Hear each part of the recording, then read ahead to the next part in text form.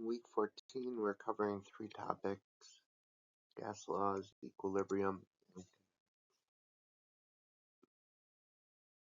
when you hear of gas laws, you might be thinking about laws when it comes to passing gas, and there's not a lot of laws that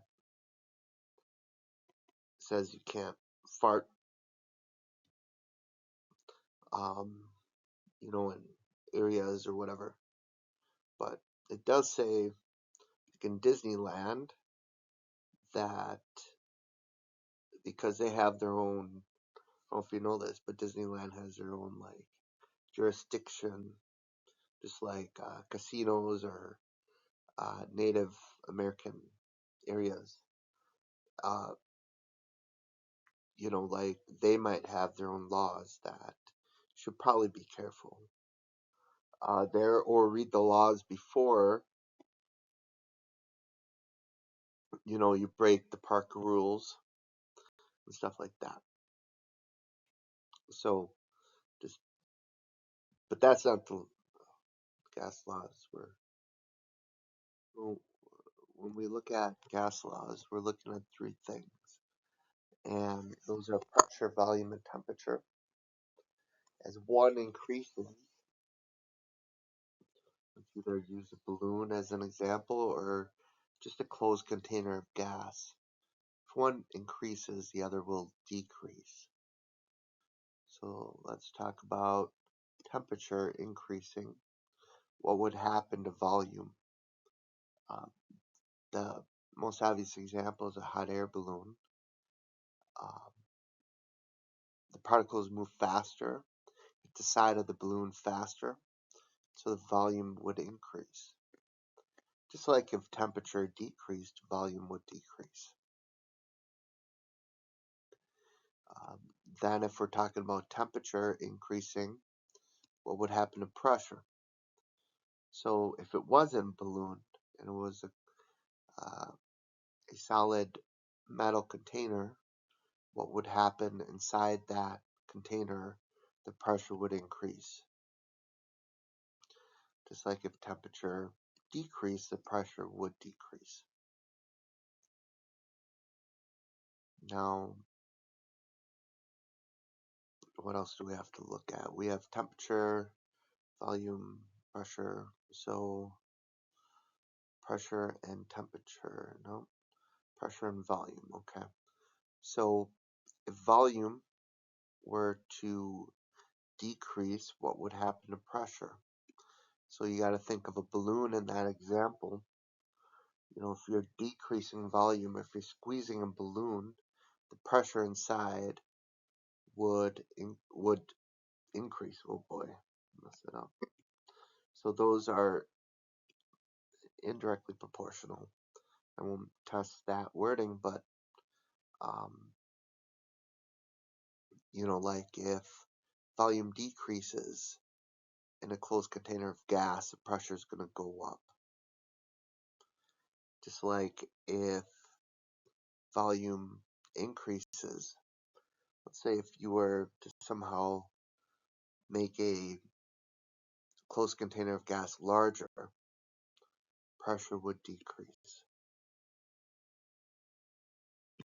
In physics, you're going to get pressure, meaning force divided by area, but really when it comes to these gas laws, and you'll get these gas laws in physics as well, but if you want to measure pressure, you're going to measure how often and how fast gas particles hit the side of the container.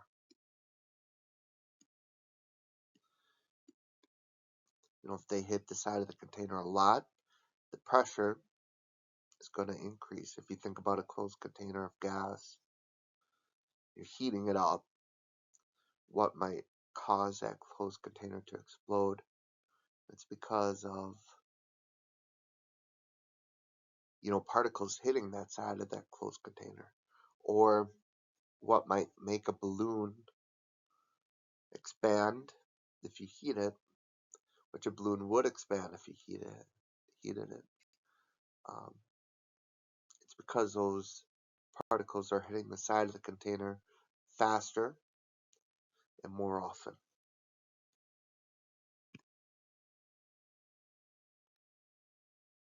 Now, I skipped a bunch of slides, and that's just because you're going to have to be able to convert one ATM. We're not counting sig figs for this because I sort of could have done this better, but you're going to be given these. I don't know why I'm rewriting it. I'm rewriting it on how I should have put the sig figs, but we're not counting them. But if I give you, let's say 2 ATM, you have to know that's times 2. This is times 2.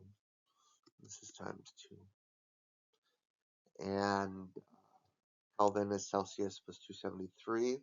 For ignoring sig figs for this extra credit quiz, volume should always be in liters. And you have to be able to convert between all of them. And so I might do that through something similar to your homework, or just giving you something in atmospheric ATM and having you convert to torr, mmHg, and kPa. Now, usually when you learn this, you hear about Boyle's law, Charles' law, Gay-Lussac's law, but most standardized tests just give you one law, which is all three of those combined.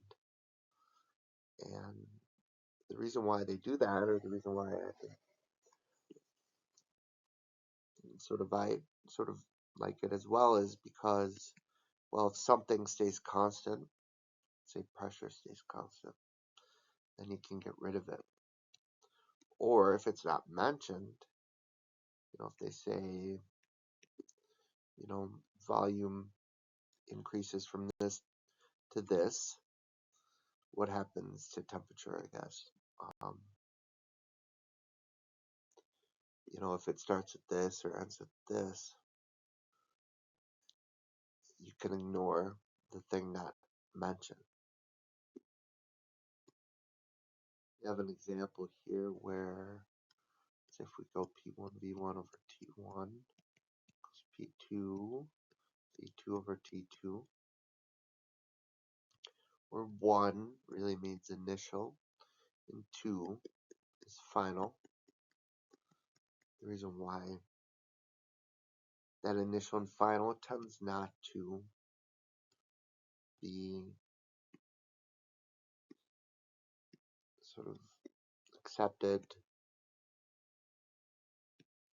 generally speaking, is because, well, there'll be a volume and pressure before this, volume and pressure after. If you're squeezing in this closed container of gas with a sort of a squeegee type thing, or there's one before and one after. But here we just have volume, we have pressure. And so knowing what types of units are associated with pressure is important. But we don't see temperature anywhere, and I don't even see temperature being mentioned. And so simply there you plug in volume and pressure. You have the initial and you have the final volume. You can practice those with your homework. And with this one,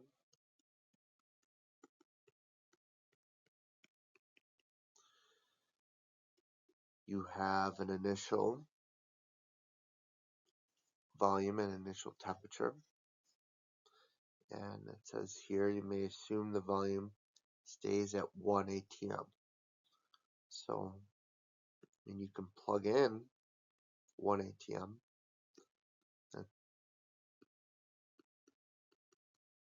for those pressures. But if something stays constant and you plug it into a formula mathematically, and it's on both sides, it cancels each other out. So it's a variable that doesn't play a role. Mathematically, I can show that, but and you can plug those in and see that yourself as well. One thing here is temperature. Celsius is fake, like Drake. Drake is a fake um, uh, person. He raps and he's talking about, oh, I'm gangster from Canada. I grew up rich. He's fake. Like Celsius. So you have to add 273 to Celsius to make it real, like me. Because I'm real. And so Celsius is always, Drake. Now, I'm not going to use combined gas law. That was in your homework because it's sort of weird, but the way your homework was weird. But if you're given a pressure and a volume and a temperature, pressure and volume, and you have to solve for temperature, make sure that you just plug them in, and solve for what is needed. This is the ideal gas law, where something doesn't change, but we're now including number of moles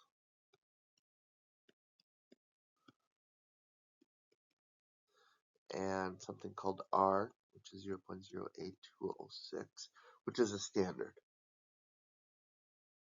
So R is always going to be that number, and you'll get that number. But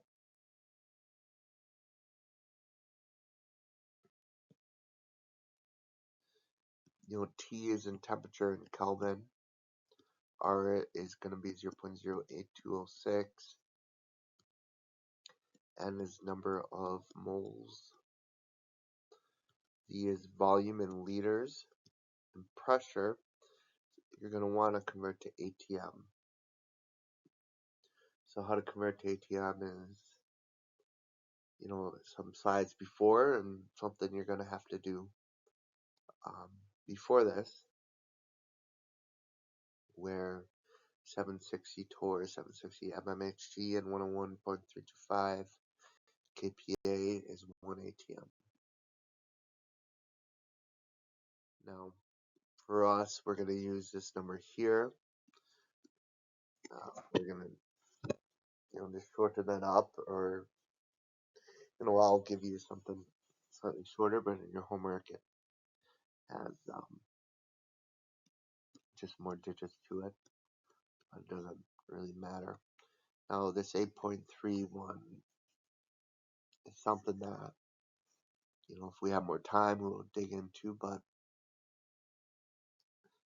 you'll see in physics class. Now we have a question here where, from your homework, where we have to calculate volume, the pressure, in 1 ATM, number of moles, milli. We want to make it moles, so we're going to move the decimal 3 times. Since it's in ATM, 0.08206 is a R. Temperature is just going to be 13 plus 273. What? 286. Okay. because again, Celsius is fake, like Drake, and you want it to be real like me. And therefore, you can divide both sides by that 1 and get volume. Now, keep in mind that since I want this quiz to be somewhat short, I will give you any molar mass, and to go from grams to moles, you divide by molar mass. So most likely you will get a question like this. When I mean most likely, I mean you will get a question like this. And I'll give you molar mass, but you have to go from grams to moles. Again, you'll have to go from grams to moles for this. One like this will not be on your test. Same question. So the second topic from week 14 is equilibrium, where study reactions that go in 2 directions. So, like in class, I brought in snowballs and left and right. The reaction goes back and forth. Where a normal reaction, 2 things combine to form something. That it's not going to be an equilibrium reaction, but some reactions will go back and forth, and that's an equilibrium reaction. How do you draw equilibrium reaction? Well, we just did it, and you sort of know how to already do it. Where we have double arrows, like a non-equilibrium reaction is just going to be a single arrow. Or, that's what I'm trying to get across. So that works. So I think most of you know this, but if you don't know this, it's important to know for your final as well. A lot of students did well on this test, but like strong base and acid, weak base acid. Like if you have a strong acid, so I'll say HCl is a strong acid. This is not an equilibrium reaction, but if HF, which is a weak acid, this reaction's happening back and forth, but it's not stagnant, meaning the reaction's happening constantly. HF is constantly becoming H plus and F minus, and those are constantly becoming HF.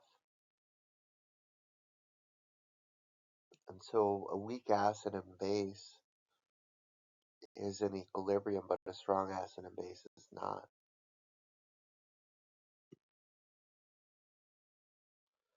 So I don't know. I think different sides of the class are talking too much trash, and that's why I let them throw snowballs at each other. So when you write an equilibrium expression, you have to look at the states of matter. All these are aqueous, but just notice for now that they are aqueous. And this would be, I think, easier part of your quiz. We have products over reactants.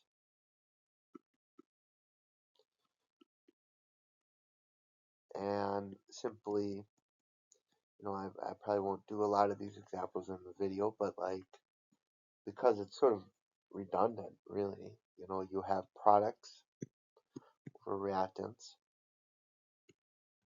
There's a 2 in front, or a 3 in front, or whatever. that sub coefficient becomes the superscript there. And again, that coefficient becomes a superscript there. If you take Chem2, this is something very big at the beginning, but even in physics, this comes up. So even if you're not taking Chem2, this comes up quite often. And if you take Chem2 in physics, it will come up as well in both. So all these are aqueous, I guess. So we'll just write them all, but you can practice in your homework.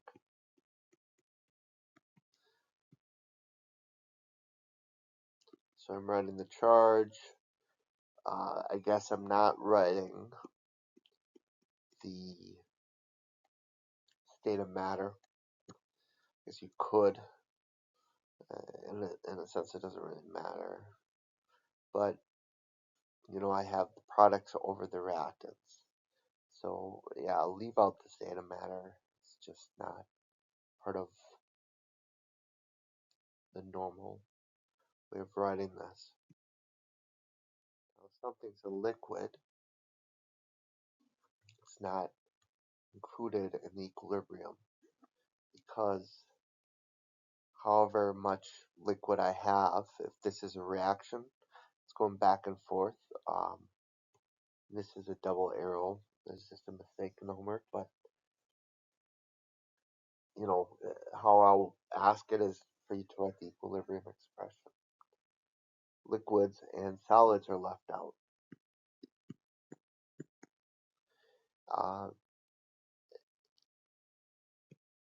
In a sense, like no matter how much liquid this aqueous solution was in, the K value or the equilibrium constant would not change.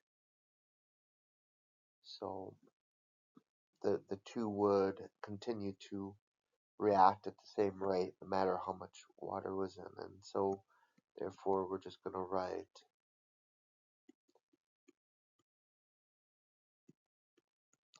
there's no coefficient here for any of these. So we don't have any superscripts on it, but we leave out the liquid. And like I said, we're leaving out the solid here. Oh, there's two solids, my bad, almost. So here we have products over reactants.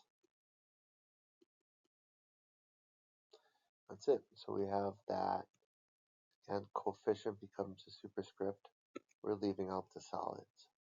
So somewhat easy and something you can practice with your homework.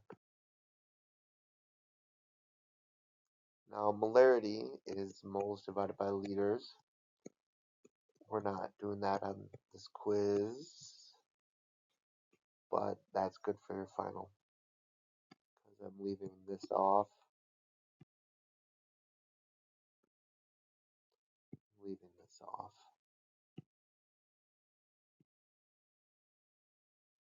However, I am putting on K value, the math involved in it, because it's just important, and in the sense that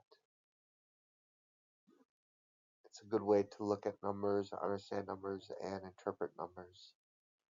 So if we have A forms B, the K value,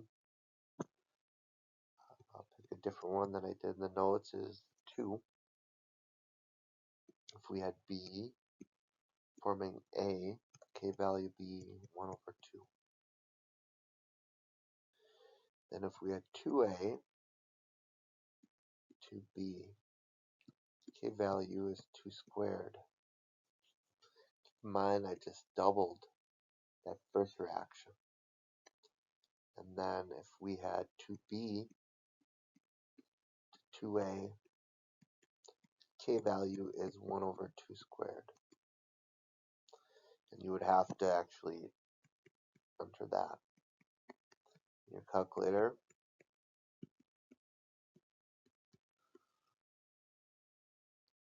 So, I mean, if you write 1 over 2 squared, that's fine. But for your homework, you would have to actually have the number entered. K value, products over reactants. So if K value is big, you have lots of products and little reactants. K is small, we know we have little reactants, lots of products. Because since K again is products over reactants, and we've done that in past lessons,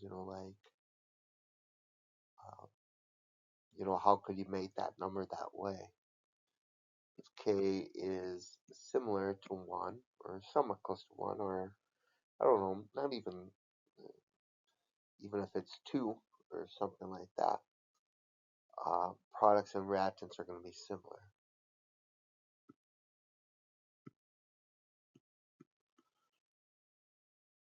But normally you're going to have K value really big, K value very small, or K value somewhat close to 1 to where it's very different than a very large or small one. Here we have a K value that is very small. So we know that we have a lot of reactants. Therefore, when it comes to your homework, be very little products. Then we also know here that this reaction is reversed, so it's 1 over K. And for your homework, and for your quiz as well, you want to enter that. And I don't have a calculator with me, but you want to put parentheses around those, and you can practice those at home. And next one we have that reaction tripled in a sense, meaning there's a 3 or times 3 in front of each one. But the reaction's in the same order, so we got to cube it. You have to also enter that into your calculator correctly. Here we have a K value of close to 1. So we can't say there's going to be a lot of reactants or products. We have a reaction that's reversed, so we know that's going to be 1 over K. We have a reaction that is tripled, then it's just K cubed. Again, you want to type this in and hit enter. So we have a large K, considering that K is products over reactants. We know that we have a lot of products and little reactants. So there'll be very little of those. We have reverse.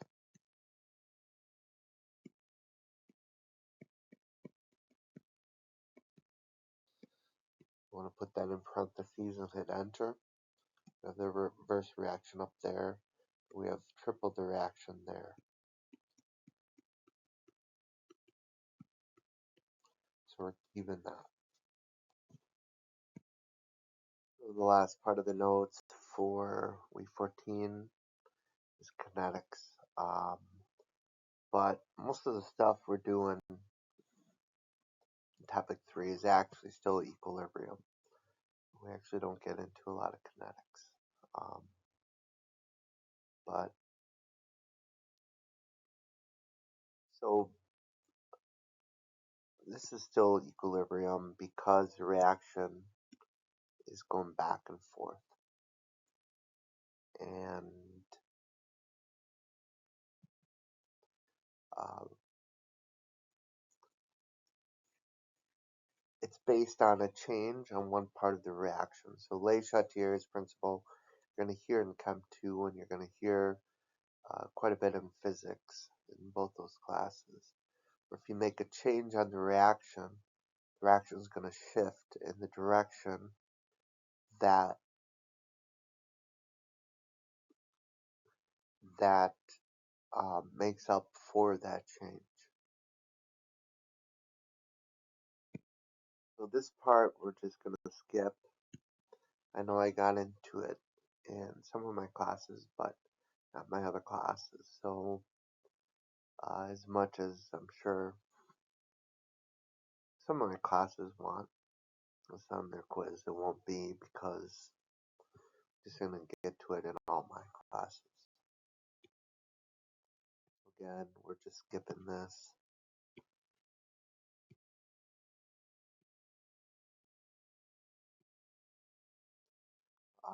But stuff from your homework we will have to do, but it's quite a bit easier than you know. So again, here that the homework sort of has a flaw in it where a double arrow in it. But here, if we added SO3 in this reaction, to think to yourself, well, what would happen? We have too much SO3, and we have to shift the reaction in a direction to make up for that. So the reaction is going to shift to the left. And what would happen if the reaction shifted to the left? Again, we have too much SO3. The presence of SO2 would increase. The presence of O2 would increase.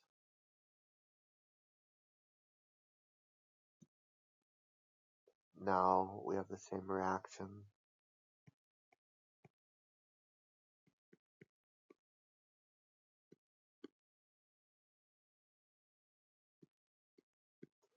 I guess, those coefficients at the beginning really don't mean anything.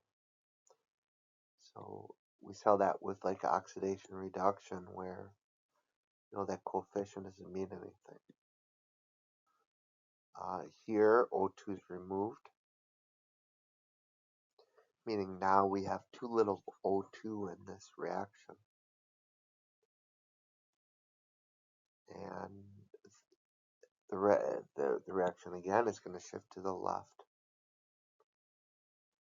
And SO2 then is going to increase, and SO3 is going to decrease. Because again, it's shifting to the left. We need to increase the amount of O2, and SO2 just increases because of that. So you can practice that with your homework. We have another one where, I'll just leave the coefficients out. Double arrow. And if SO3 is added, meaning this goes up, the reaction is going to shift left again. SO2 is going to increase, and O2 is going to increase. Because we have too much SO3. So, like in class, if I gave one side lots and lots of snowballs, if I gave lots and lots of snowballs here, lots of snowballs are going to fly to the left. And then over that time period, those two would increase. And SO2 plus O2 forms SO3. SO2 is removed, so we don't have enough SO2, so it's shifting to the left. all these have shift to the left, but O2 would then increase, SO3 would decrease. So you can practice those, but it's going to shift in the direction to make up for the change, and the amount will increase or decrease. Will be mentioned in the next slide, kinetics. What we covered in kinetics in some of the classes will not be on the test. We didn't get to this kinetic diagram with all my students, so I'll let you learn that in physics and chem too. So I know with some of you I did, but I'm just gonna keep the quiz constant, so this information will not be on.